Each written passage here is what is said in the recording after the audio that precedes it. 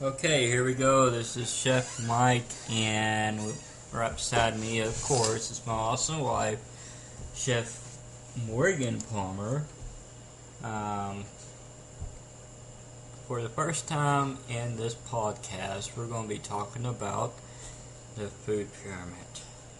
We might go off the chain a little bit.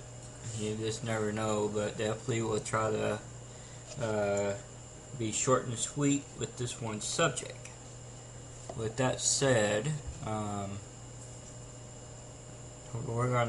let me just give you a preview on the syllabus, and if you're watching on YouTube, you get to see what I get to see, which is my desktop of the presentation I made for my YouTube and live stream crowd.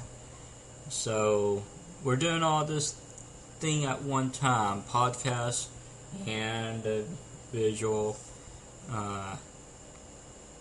The visual for the YouTube and live stream. So it's one big happy podcast for all three families. Alright. Week 1, if you're viewing on YouTube and live stream, hey guys, welcome back. What's funny? Last week, before I actually get started, last week, I went on live stream for a couple of minutes. Give you a little preview what I'm teaching on, and I actually taught on the history of the food pyramid last week on live stream. Just to test it out and everything else. So if you saw that, now you get to see this on YouTube this week and hear it on podcast this week. So it's kind of crazy how things are working as far as the broadcast goes. So let's get back to the syllabus. The food pyramid syllabus for the next 7 weeks. We're going also go into the month of July, only the first week. About this subject called food pyramid. Every week we're going to do something, but we're not going to take up the whole show because we still want to do your restaurant news, your food recalls, and give you a little bit of heads up on what's going on, answer your questions, or just have fun on the show. Right, babe? Okay. Alrighty. I think we got that covered. Now let's go back to the history. Week 1 will be the history of the food pyramid. Week 2 will be about the bread, cereal, rice, pasta group. Week 3 will be the fruit group. Week 4 will be the vegetable group. Week 5, the meat, poultry, fish, dry beans, eggs, and the nuts group. So if you feel nutty, come back on week 5. If you feel fruity, go to week 3. So far, again, week 1 through 5, it's going to be an awesome 5 weeks with y'all. Again, that's history of the food pyramid, which starts today. Week 2 will be the bread, cereal, rice, pasta group. Week 3 will be the fruit group. Week 4, the vegetable group. Week 5, meat, poultry, fish, dry beans, eggs, and nuts group. Week 6 will be the milk, yogurt, cheese group. Week 7 will be the fats, oils, and sweets group. If you have any questions, concerns, or just want to make a comment, you're welcome to. We try to leave everything open where y'all can comment on YouTube and the social media networks and stuff like that. Feel free to ask questions there or just comment. Or feel free to email either myself or my awesome wife. My email is chefmikepalmer@gmail.com. My wife is chefmorganpalmer@gmail.com. We usually answer our emails Monday through Friday during the day. So remember, if you email me after 6, you'll probably get an reply back from me the next business day. If you email me Friday night after 6, I will not respond back till Monday. So if you Facebook me or Twitter me during that time too, I might answer you back, might not. I know I have staff that will be happy to address your question or address your concern or, you know, make you feel like you're at home, in other words. So, again, welcome to the program. It now starts the lesson of the history of the food pyramid. Now, my wife didn't know all the information that's in this one program here, and this information is good to know, right? Right. Going back to 1916, the first food guide called The Food for Young Children was published. The author, Carolyn Hunt, was the person who published the lesson, The Food for Young Children. Carolyn Hunt was a nutritionist also. Now, she divided the food in 5 groups: milk, cereals, vegetables, and fats, including the fruits. That's going on with sugar foods and everything else. Everything was divided in 5 groups. You're welcome to download that book with a simple search online for free. Also, you definitely might get that book at a library. You might have to check their catalog or ask a librarian for the book called The Food for Young Children, and it was again by Carolyn Hunt. Back in the day, I was in 4-H, and I was middle school, high school age. That's how I won my scholarship to go to the culinary arts down in Southeast Texas back in the 1990s. That's how I'm going to go there. I was familiarized with the food pyramid back in 4-H. That's how I learned it. Also back in high school, middle school. So, here we go. The 4-H food preparation demonstration back in the 1940s, there was a poster that shows the wheel of good eating, which we will cover here shortly. It showcases the basic 7 food groups that they had in World War II. I bet you did not know that, babe. Nope. Maybe. Let's cover that right now. I'm going to start backwards. Some people want to start forwards. Like in group 1, I'm going to start at group 7. Y'all ready? I know y'all are. Take notes. Butter and fortified margarine is in group 7. Group 6 is bread, flour, and cereal group. Group 5 is the meat, poultry, fish, and egg group.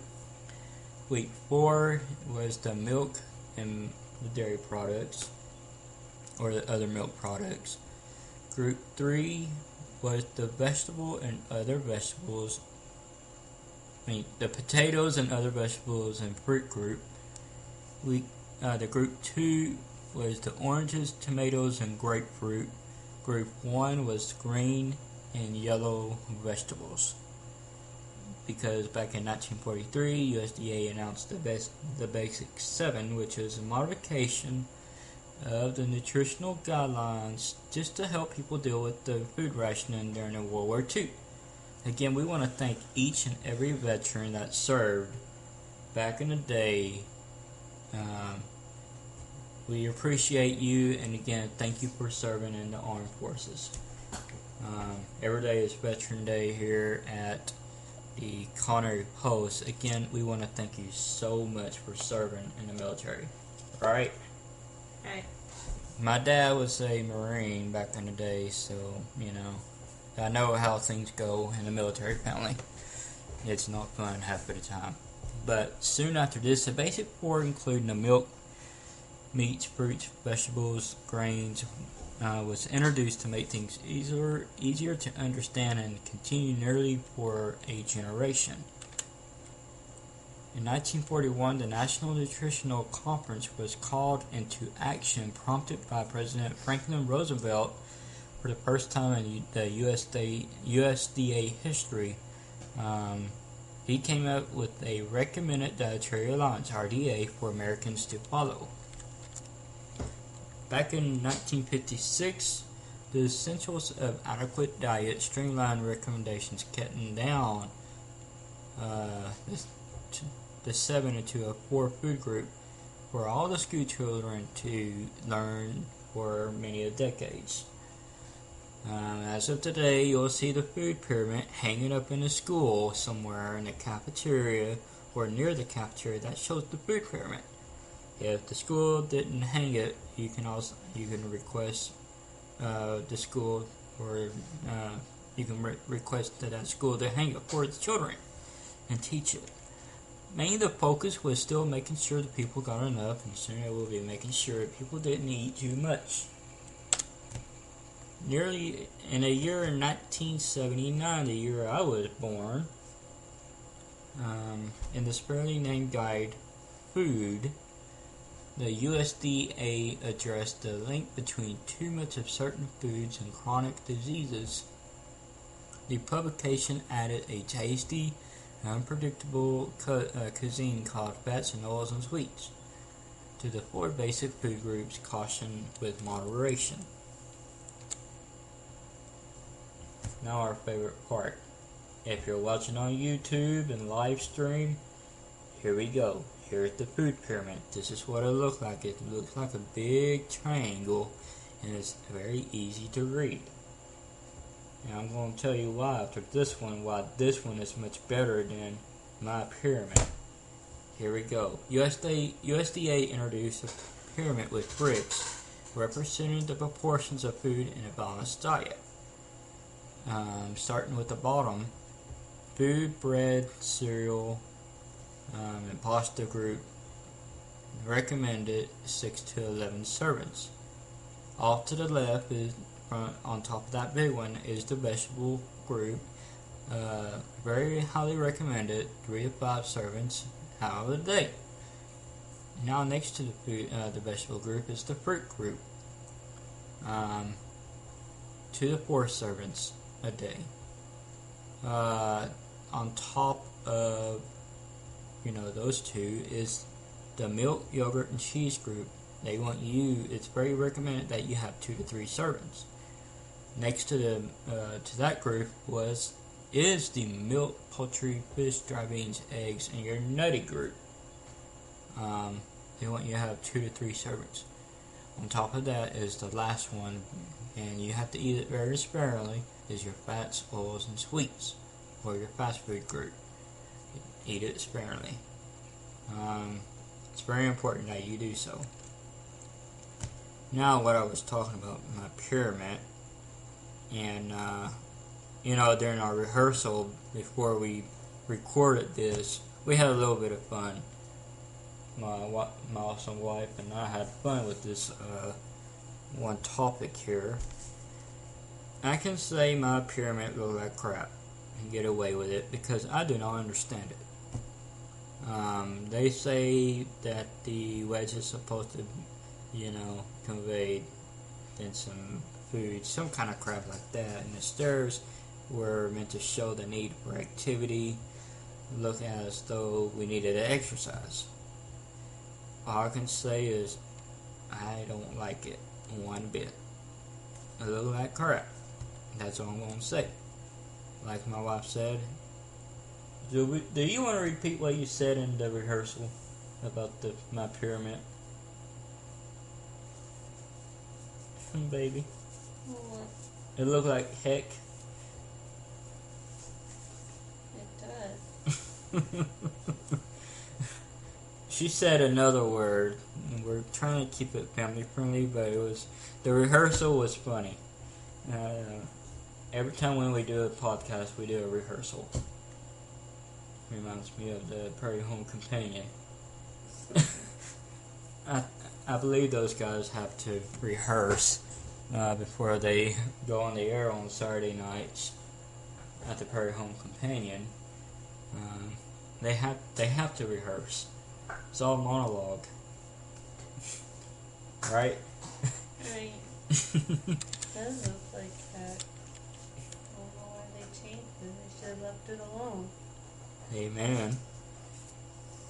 I think we just stick with what we know. The Eat Well plate very understandable if you're viewing, again, the YouTube live stream. You know where I'm pointing at.